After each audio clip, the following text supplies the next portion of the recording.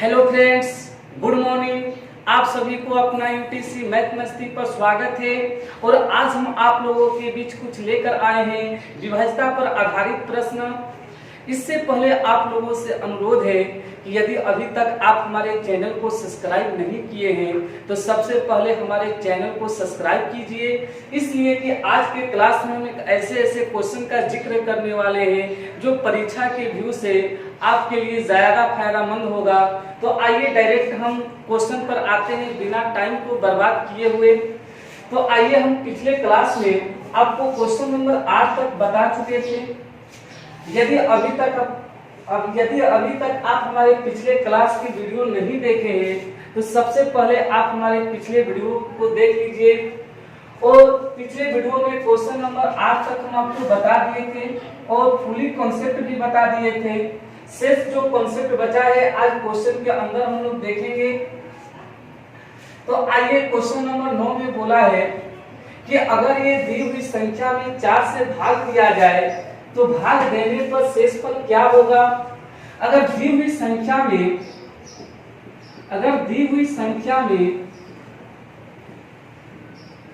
4 से भाग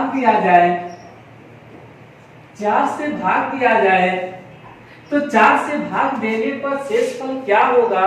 अगर आपको शेषफल निकालना है तो सबसे पहले 4 का विभाज्यता का नियम आना चाहिए। और पिछले वीडियो में हम 4 का विभाज्यता का नियम, 8 का विभाज्यता का नियम, 16 का विभाज्यता का नियम या 32 का विभाज्यता का नियम या 64 का विभाज्यता का नियम पिछले वीडियो में हम आपको सिखा चुके हैं। अगर पूछा जाए कि ये क्वेश्चन में अगर आपसे ये पूछा जाए कि दी हुई संख्या में अगर 4 से भाग दिया जाए तो शेषफल क्या होगा, तो विभाज्यता का नियम तो यही है कि यदि किसी संख्या के अंतिम से 4 के विभाज्यता का नियम तो यही है कि यदि किसी संख्या के अंतिम से 2 अंक में 4 से विभाजित किया जाए तो पूरी की पूरी संख्या 4 से विभाजित होगा। तो आप ही बताइए, अंतिम से 2 अंक 75 है, 75 में 4 से भाग दिया जाए तो 4 से 75 में अगर भाग देते हैं आप लोग तो भाग देने के बाद देख लीजिए शेष क्या होगा। एक बार में 4 जाएगा, यहाँ से 3 होगा, 4 से कटेगा 4 8 32, यहाँ से शेष जो आएगा आपको 3 आएगा। इसका मतलब इस क्वेश्चन का आंसर जो होगा वो 3 होगा। इसी तरह क्वेश्चन नंबर 10 को भी आप लोग देख सकते हैं। आपसे क्वेश्चन में बोला है कि अगर दी हुई संख्या को अगर 8 से भाग दिया जाए तो भाग देने पर शेषफल क्या होगा। तो आपको तो पता है 8 का विभाज्यता का नियम आपको पता होना चाहिए। 8 का विभाज्यता का नियम यही कहता है, आपके विभाज्यता का नियम यही कहता है कि यदि किसी संख्या के अंतिम से 3 अंक अगर 8 से विभाजित हो जाए, यदि किसी संख्या के अंतिम से 3 अंक 8 से विभाजित हो जाए तो समझेंगे कि पूरी की पूरी संख्या 8 से विभाजित होगा। तो क्या ये 839 में अब 8 से भागा नहीं दे सकते हैं। जैसे ही 839 में भागा दीजिएगा 8 से तो आपको यहाँ पर शेष प्राप्त होगा। 839 में अब 8 से भागा दीजिए, एक बार में 8 होगा, फिर ये 3 होगा, 9 उतारते हैं यहाँ पर 0, यहाँ से 8 के 32, 9 में से 2 को घटाएंगे 7 होगा।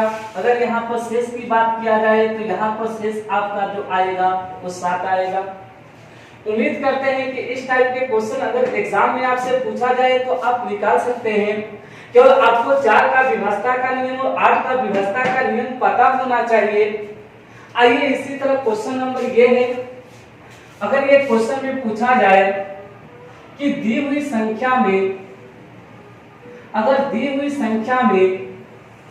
25 से भाग दिया जाए तो शेषफल क्या होगा। तो 25 का विभाज्यता का नियम यही है कि यदि किसी संख्या के अंतिम से 2 अंक में 25 से भाग दिया जाए तो अगर 2 अंक में 25 से भाग देने पर अगर पूरी कट जाए तो समझेंगे कि ये संख्या जो है वो 25 से विभाजित होगा। जैसे 27 में आप 25 में भागा दीजिएगा तो भागा देने पर जैसे आपको 25 से 27 में भागा देना है, एक बार में 25 होगा। यहाँ पर शेष की बात किया जाए तो यहाँ पर शेष आपका 2 होगा। तो अभी तक हम आपको 3 क्वेश्चन बता दिए। उम्मीद करते हैं कि इस टाइप के क्वेश्चन एग्जाम में आएगा तो आप लोग बना सकते हैं, लेकिन खैर इतना आसान एग्जाम में क्वेश्चन आपसे पूछेगा भी नहीं। आइए क्वेश्चन नंबर 12 को देखते हैं। 12 इस टाइप के क्वेश्चन अक्सर एग्जाम में पूछा करता है। तो आइए हम लोग सबसे पहले क्वेश्चन नंबर 12 को देखते हैं। तो आइए क्वेश्चन नंबर हम लोग 12 को देखते हैं। उम्मीद करते हैं कि क्वेश्चन नंबर 11 तक आप लोग समझ चुके होंगे। ये क्वेश्चन नंबर 12 जो देख रहे हैं अक्सर एग्जाम में ऐसा क्वेश्चन आपसे पूछा करता है। तो आइए क्वेश्चन नंबर 12 पर हम लोग 100% ध्यान क्वेश्चन नंबर 12 पर देंगे। परीक्षा के व्यू से क्वेश्चन नंबर 12 बहुत अच्छा क्वेश्चन है। तो आइए सबसे पहले हम लोग क्वेश्चन 12 को समझने का प्रयास करते हैं। अच्छा, क्वेश्चन नंबर 12 में आपसे यही बोला है कि अगर दी हुई संख्या, अगर ये जो दी हुई संख्या है ये 97 को अंक है, अगर ये संख्या जो देख रहे हैं ये 97 अंकों की एक संख्या है जो 16 से भाग देने पर आपको बताना है कि शेषफल क्या होगा। कुछ लोग ये क्वेश्चन को गलत समझ बैठते हैं, कुछ लोग ऐसे समझ बैठते हैं। ये क्वेश्चन को ऐसे लिखा है 1 2 3 4 5 6 7 8 9 10 11 12 डॉट डॉट डॉट 97 अंकों की संख्या है। तो कुछ लोग समझ बैठते हैं कि ये लास्ट वाला जो डिजिट देख रहे हैं वो 97 है। हरगिज ऐसा आप लोग मत समझिएगा।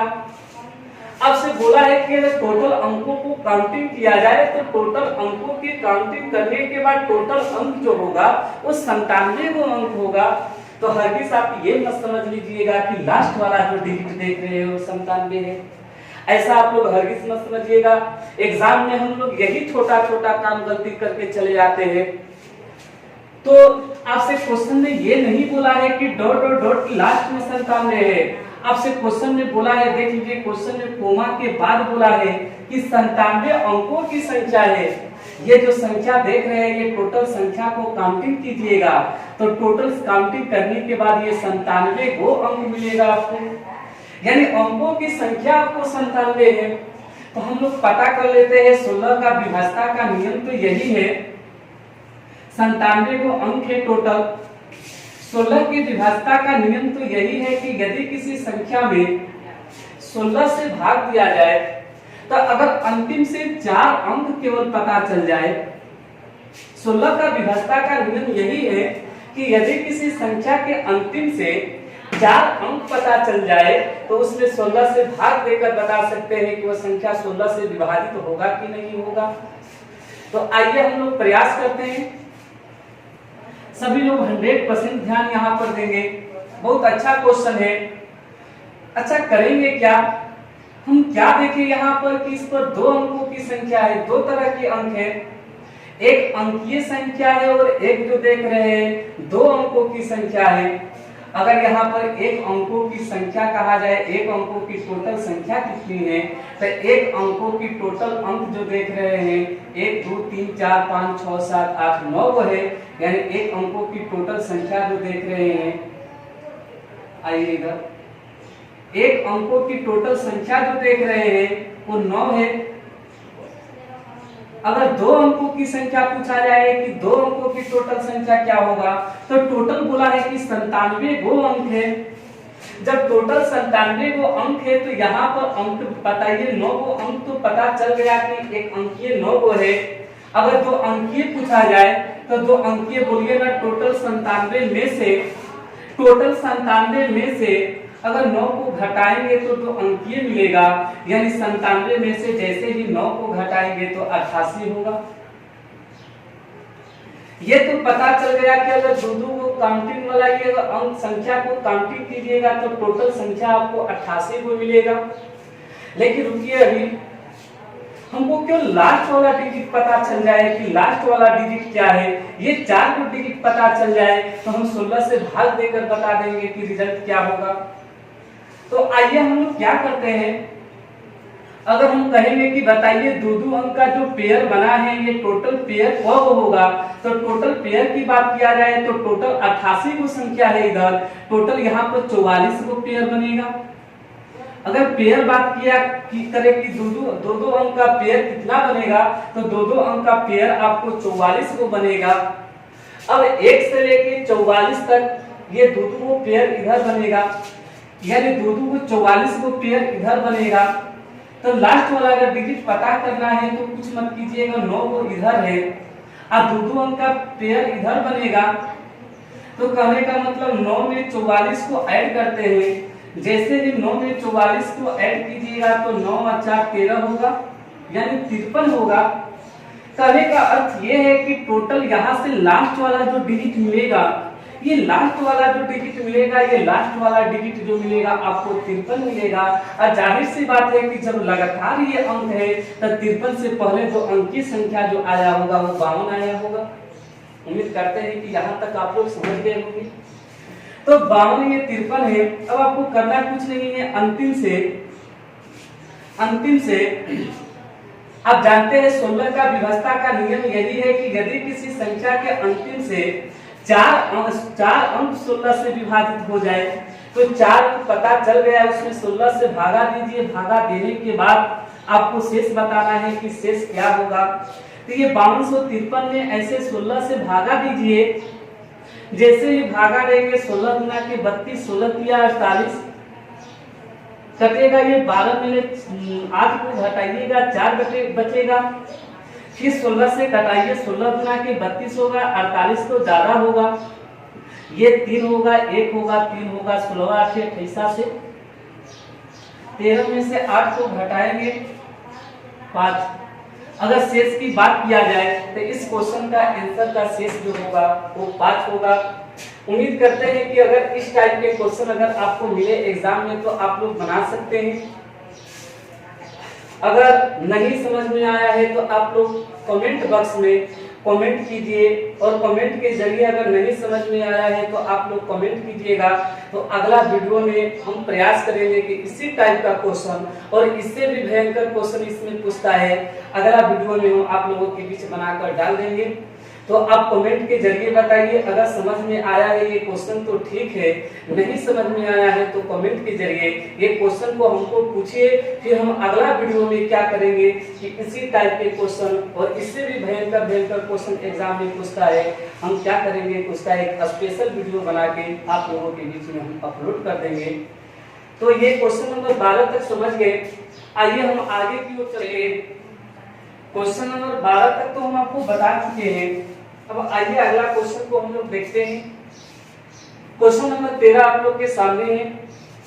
13 में यही बोला है कि x के किस मान के लिए 7 अंकों की संख्या 11 से विभाज्य होगा।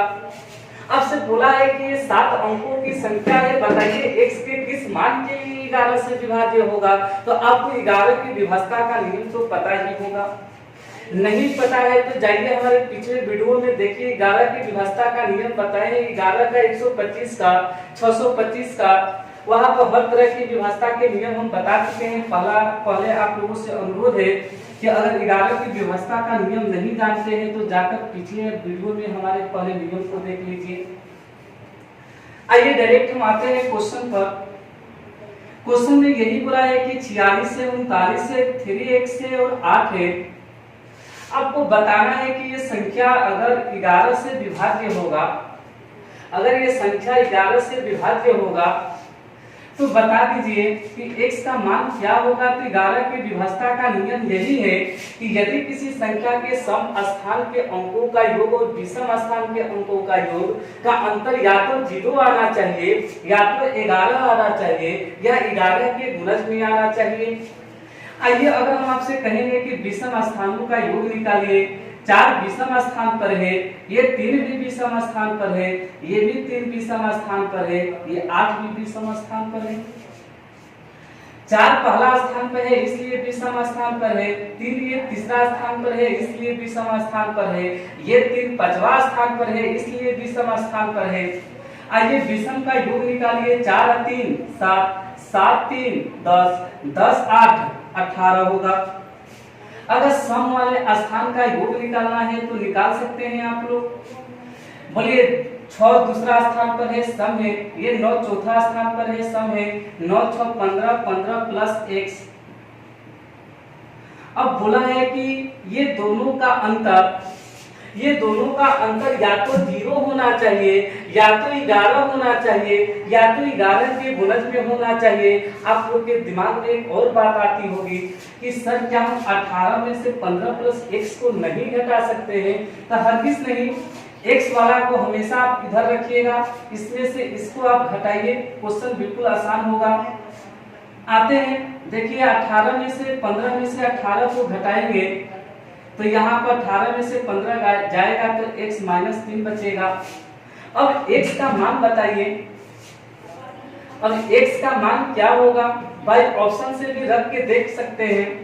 x का मान ऐसा रखिए कि इसका रिजल्ट या तो 0 आ जाए, या तो 11 आ जाए, या 11 के गुणज में आ जाए। तो x का मान अगर भाई ऑप्शन चेक करेंगे, अगर x के जगह पर 5 रखेंगे, 5 में से 3 को घटाएंगे 2 आएगा जो 0 के बराबर नहीं आया। x के जगह पर 3 को रखिए, 3 में से 3 को घटाएंगे, यहाँ पर रिजल्ट आपको 0 आएगा, यानी आपका आंसर जो होगा 3 होगा। उम्मीद करते हैं कि 11 की व्यवस्था का नियम पर आधारित क्वेश्चन को आप समझ चुके होंगे।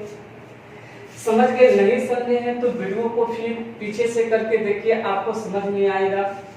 अब एक बात को 2 बार रिपीटेशन करना कोई जरूरी नहीं है, इसलिए कि आप वीडियो देख रहे हैं, ऑफलाइन क्लास में बैठे नहीं है, तो वीडियो नहीं समझ में आता है अगर कोई क्वेश्चन तो फिर उसको पीछे करके आप देख सकते हैं। ध्यान से बात को सुनिए, 100% आपको समझ में आना चाहिए। आइए इसी तरह यहाँ पर भी 11 से भाज्य है। अच्छा 11 से भाज्य बोला है तो आपको करना कुछ नहीं है, जैसे 73 है, 88 ए है, 6 है, ए है, आपका यही क्वेश्चन है। करना कुछ नहीं है, सम स्थान और विषम स्थान के अंकों की योग का अंतर लिखिए। तो अगर विषम वाला देखा जाए कि ये है कि ये है, यहाँ पर ऐड करेंगे तो बोलिए ना, अगर यहाँ पर ऐड करते हैं तो 8 में 7 को ऐड करेंगे, 8 7 15 होगा, 15 में 6 को ऐड करेंगे 21 होगा। अब यहाँ पर 3 बचा है, यहाँ पर ए बचा है, यहाँ पर ए बचा है, ये सम स्थान वाले का योग निकालिए। 3 है, 3 में ए को ऐड करेंगे, 3 प्लस ए होगा, ए में फिर ए को ऐड करेंगे, 3 प्लस 2a। अच्छा बताइए 21 में से 3 प्लस 2a को घटा दे कि 3 प्लस 2a में से 21 को घटा दे? तो हरगिज याद रखिएगा, अज्ञात वाला में से घटाइएगा, क्वेश्चन बिल्कुल आसानी से बनेगा। अच्छा 3 प्लस 2a में से 21 को घटा दिए, तो घटाने के बाद इसका अंतर या तो 0 आना चाहिए, या तो 11 के गुणज में आना चाहिए। आइए हल करते हैं। 2a 21 है, 21 में से 3 को घटाइए, जैसे ही 21 में से 3 को घटाएंगे तो 18 आएगा। अब यहाँ पर a का मान क्या रखा जाए कि इसका अंतर या तो 0 आ जाए, या तो 11 के गुणज में आ जाए। तो आइए ऑप्शन के सहारा लेते हैं। अगर a की जगह पर 6 रखते हैं, 6 गुना के 12, 12 में से 18 को घटाएंगे, रिजल्ट 0 नहीं आएगा, या 11 के गुणज में नहीं आएगा।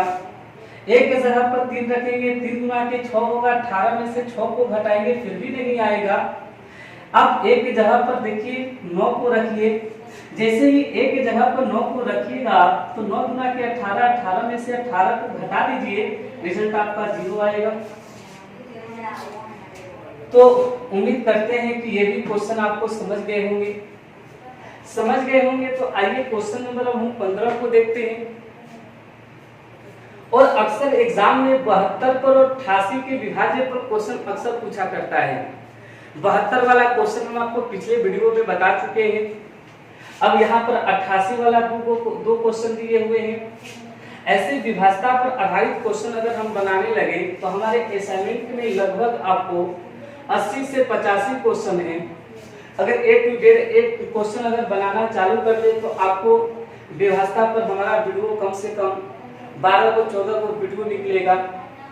लेकिन हम आप लोग को उतना ही बता रहे हैं जो परीक्षा के युग से परीक्षा में आपसे क्वेश्चन बन जाए। तो आइए, अगर शेष क्वेश्चन बनाना होगा तो असाइनमेंट आप लोगों के बीच में पीडीएफ डालना पड़ेगा। तो अगर आप लोगों को पीडीएफ की जरूरत है तो कमेंट बॉक्स में कमेंट कीजिए, हम आप लोगों के बीच में पीडीएफ भी प्रोवाइड करवा देंगे। तो आइए क्वेश्चन नंबर 15 को देखते हैं हम लोग। 15 में बोला है कि यदि 6 अंकों की संख्या 6x 2904 88 से विभाज्य है तो x का मान क्या होगा। आपको दिया है 6 अंकों की संख्या है 6x 2 2904। ये संख्या जो देख रहे हैं, ये संख्या जो देख रहे हैं 88 से विभाज्य है। अच्छा, जब 88 से विभाज्य है तो 88 की विभाज्यता का नियम तो पता होना चाहिए। लेकिन कहिएगा कि सर आप 88 की विभाज्यता का नियम कहाँ बताएंगे, आप तो 11 तक बताए हैं, 13 की विभाज्यता का नियम बता देंगे, 17 का विभाज्यता का नियम बता दीजिएगा, बताएंगे। लेकिन आप ये सब कहाँ बताएंगे, अभाज्य वाला का विभाज्यता का नियम अगले वीडियो में हम आप लोगों को बता देंगे। अभी तक तो 11 तक बताएंगे। तो हम कहेंगे कुछ नहीं, अगर 88 के विभाज्यता का नियम पूछा है तो 88 को 2 फैक्टर में ऐसे तोड़ दीजिए कि गुना करने पर तो 88 आएगा ही, लेकिन जिसका आप विभाज्यता का नियम जानते होंगे तो क्या 88 को आप ऐसे नहीं लिख सकते हैं 11 गुने 8। 11 गुने 8 को आप लिख सकते हैं। और 8 का विभाज्यता का नियम पता है कि यदि किसी संख्या के अंतिम से 3 अंक 8 से विभाजित होना चाहिए तो 904 देख लीजिए 8 से विभाजित है कि क्लियर है कि पूरी की पूरी संख्या 8 से विभाजित है। आइए 11 से पता लगाते हैं। 11 से विभाजित का विभाज्यता का नियम क्या है कि यदि किसी संख्या के सम तथा विषम स्थान के अंकों का योग का अंतर या तो 0 आना चाहिए या तो 11 के गुणज में आना चाहिए। तो आइए 8 से नहीं, हमको केवल 11 से विभाजित करके x का मान पता कर लेंगे। तो आइए देखते हैं, यहाँ पर विषम स्थान के अंकों का योग निकालते हैं। 6 तो 8 होगा, 8 में 0 को ऐड करेंगे 8 होगा। ये x है, x में 9 को ऐड करेंगे x प्लस 9 होगा। 9 में 4 को ऐड करेंगे 9 4 13 होगा, x प्लस 13 हुआ। यहाँ पर अंतर हम लिख दिए, इसका अंतर इसको हल कीजिए। 13 में से 8 को घटाएंगे, जैसे ही 13 में से 8 को घटाएंगे 5 आएगा। अब आप ही बताइए x प्लस 5 आया। अच्छा, x का मान आखिर में क्या रखे कि आपका रिजल्ट या तो 0 आ जाए या तो 11 आ जाए या तो 11 के गुणज में आ जाए। लेकिन याद रखिए x का मान जब भी आएगा तो यहाँ पॉजिटिव आएगा, कहेगा कि हम x का मान -5 रखेंगे तो हरगिज यहाँ पर -5 नहीं होगा, इसलिए कि किसी भी संख्या का अंक जो होता है वो कभी नेगेटिव होता नहीं है। ऐसा नहीं कर सकते हैं 4 को, ये इकाई 4 है तो इसको हम नेगेटिव में -4 बोलेंगे। तो x का मान आखिर में क्या रखा जाए, तो x का मान जब भी होगा तो एक अंकीय संख्या होगा। तो बारी बारी से रख के देख लीजिए। 1 रखेंगे 5 1 6 होगा, नहीं काम चलेगा। 2 रखेंगे 5 2 7 नहीं काम चलेगा। 3 होगा 5 3 8 नहीं चलेगा। 4 रखेंगे 5 4 9 नहीं चलेगा। लेकिन 5 नहीं, 5 रखेंगे 5 5 10 जो 11 नहीं आया। x का मान अगर 6 रख देते हैं तो 6 में 5 को 11, 6 में 5 को ऐड करेंगे 11 आएगा। तो वही तो है, या तो रिजल्ट हटाने के बाद 0 आए या तो 11 आए या तो 11 के गुणज में आए। तो 11 आया है, यहाँ पर x का मान आपका 6 होगा। यहाँ से x का मान आपका 6 आया। अब आइए अगले क्वेश्चन को देखते हैं। आज का क्वेश्चन ये लास्ट होगा। इसके बाद कल एक और आपको अगले वीडियो में एक और हम आपको विभाज्यता पर कुछ क्वेश्चन लाएंगे। वो लास्ट वीडियो होगा विभाज्यता का। उसके बाद अगले वीडियो में हम लोग आएंगे इकाई अंक ज्ञात करना, फिर रिमाइंडर थ्योरम पढ़ेंगे, फिर उसके बाद सिंपलीफिकेशन पढ़ेंगे, एचसीएफ एलसीएम पढ़ेंगे। जितना होता है नंबर सिस्टम में सब हम लोग के बारी बारी से पढ़ेंगे। तो आइए 15 तक तो हो गया। आज का लास्ट क्वेश्चन है 16। आज का लास्ट क्वेश्चन है 16। 16 में आपसे यही बोला है कि 7 अंकीय संख्या है। 16 में आपसे यही बोला है कि 7 अंकीय एक संख्या है। 7 अंकीय संख्या आपको दिया है 69 13 1 68 जो 88 से विभाज्य है। तब x का मान क्या होगा। 88 से बोला है, अक्सर एग्जाम में 88 और 72 से क्वेश्चन अक्सर पूछा करता है। तो यहाँ पर 88 का मतलब लिख सकते हैं 11 दूनी 8। आइए 11 को ही लेके चलते हैं, 11 से ही x का मान पता हम लोग कर लेते हैं। तो आइए 11 का विभक्ता का नियम तो जानते हैं, सम तथा विषम। सम तथा विषम स्थान के अंकों का योग का अंतर जो होना चाहिए वो 0 होना चाहिए। आइए विषम वाला का योग निकालते हैं। 6 एक 7 होगा, 7 में x को ऐड करेंगे, 7 प्लस x होगा, फिर 8 को ऐड करेंगे तो 8 7 15, यानी यहाँ पर 15 प्लस x रिजल्ट आया। यहाँ पर 9 और 3 को ऐड करेंगे, सम वाला को ऐड कर दिए, 9 और 3 12, 12 6 18।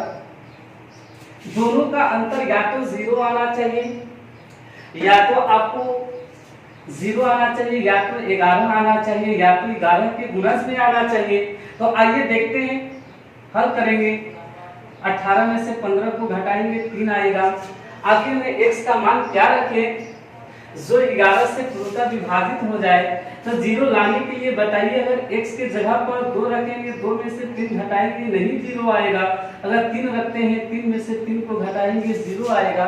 ये क्लियर हो गया कि x का मान 3 भी हो सकता है। अच्छा, जब x का मान 3 हो सकता है तो एक बार आपको चेक करना पड़ेगा कि ये अंतिम से 3 अंक 8 से भी विभाज्य है कि नहीं। तब 368 को देख लीजिए, 8 से विभाज्य है कि नहीं। 8 के 32, 4 8, 8 का 40, 8 छके 48। क्लियर हो गया कि अंतिम से अगर x का मान 3 होगा तो ये 8 से भी विभाजित है और 11 से भी विभाजित है। इसका मतलब कि ये टोटल के टोटल संख्या 88 से भी विभाजित है। तो ये 88 को क्वेश्चन रहा। पिछले वीडियो में हम आपको 72 पर भी क्वेश्चन बता चुके हैं। उम्मीद करते हैं कि क्वेश्चन आपको समझ में आया होगा। अगर क्वेश्चन समझ में आया है तो हमारे चैनल को सब्सक्राइब कीजिए, लाइक कीजिए। न समझ में आया है तो कम से कम कमेंट बॉक्स में आप कमेंट कीजिए कि सर हमको यहाँ पर नहीं समझ में आया है। वास्तव पर वहाँ पर हम फिर से आपको बताने का प्रयास करेंगे। अगर किसी भी प्रकार के अगर आपको क्वेश्चन में दिक्कत हुआ है तो कमेंट के जरिए हमको बताइए। हम आपको अगले वीडियो में फिर से प्रयास करेंगे कि क्वेश्चन आपको समझ में आ जाए। तो आज का हम क्लास यहीं पर समाप्त करते हैं। तो उम्मीद करते हैं कि आप सभी लोग समझ गए होंगे। समझ गए हैं तो ठीक है, आज का क्लास हम यहीं पर समाप्त करते हैं। धन्यवाद।